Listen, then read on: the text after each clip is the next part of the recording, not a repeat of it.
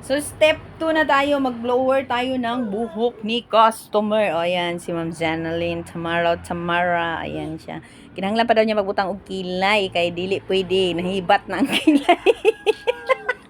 Nakalimtan. Nakalimtan ng eyeliner. So, dili pwedeng way kilay. Kilay is life. Hindi pwede ay niloko ko.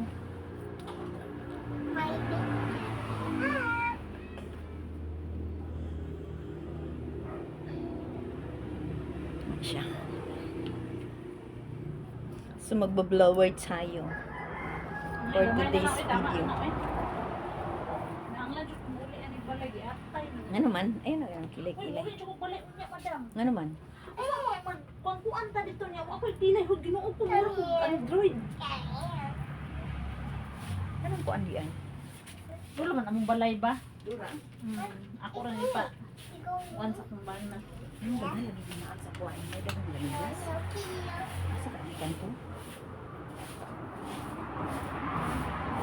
So, sutay natin ang buhok niya. Kaya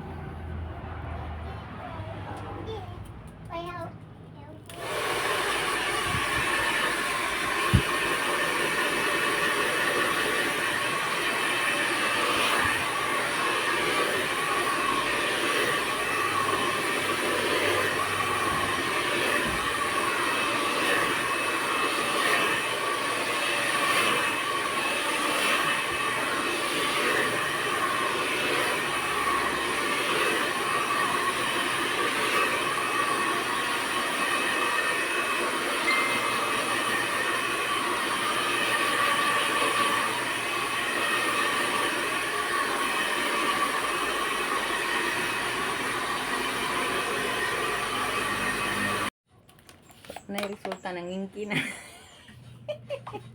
Resulta sa number 1. Magpariban pa ka. Ano ba kaya dako?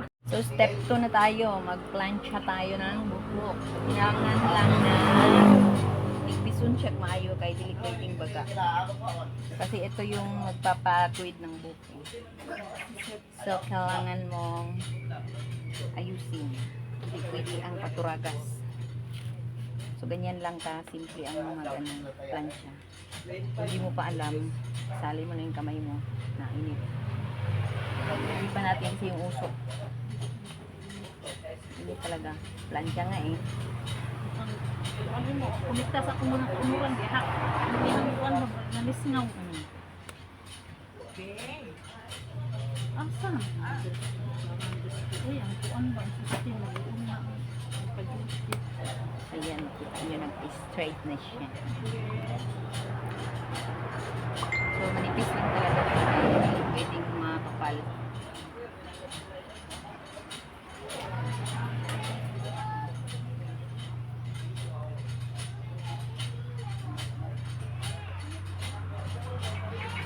Tapos, ganun yung pag-plancha ha.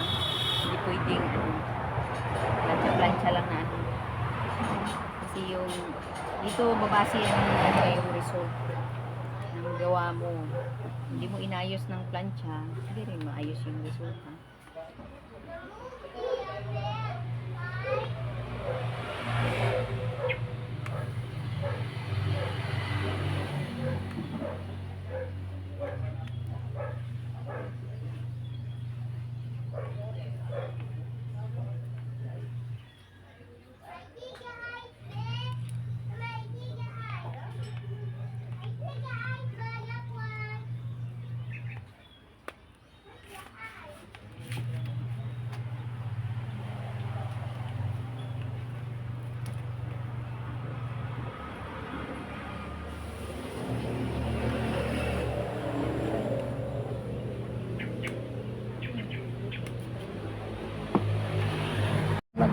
Magplancha ta. Kasi ganito siya. Tagal nito eh. Mga 10 oras to. Huwi pa natin kasi mamatay na yung customer natin sa ano. Madam, ano dyan madam, Kainit. hipi yun siya madam, murag ma less iyang kainit, binukom, din mo hipan, murag yung gibubuag. Yan, ganyan yun siya. Yan. Kung anak ng ulo, yahak. Dita, eh. So, makita mo yung result niya ganito. Pero hindi pa to tapos ha, kasi nasa step 2 pa tayo. Marami pang proseso. So, ano to siya? Rebond with Brazilian Botox. Sama-sama na natin yan. Pag yung maayos lang yung pagkariban mo, kahit anong kulot ng buhok niyan, magagawa ng paraan yan. Hindi lang natin pwedeng madaliin lahat ng bagay. Kasi dudugo yan. Parang kayo lang yan. Hindi mo pwedeng pilitin yung taong ayaw sa'yo. Good lang ka ni my friend. So, paplansyahin natin. Pero mamaya pa ito matatapos. Ano pa? Year 2025. Kasi ano eh. Ano na yung buhok niya. Kailangan pa natin ng ano to. Rescue.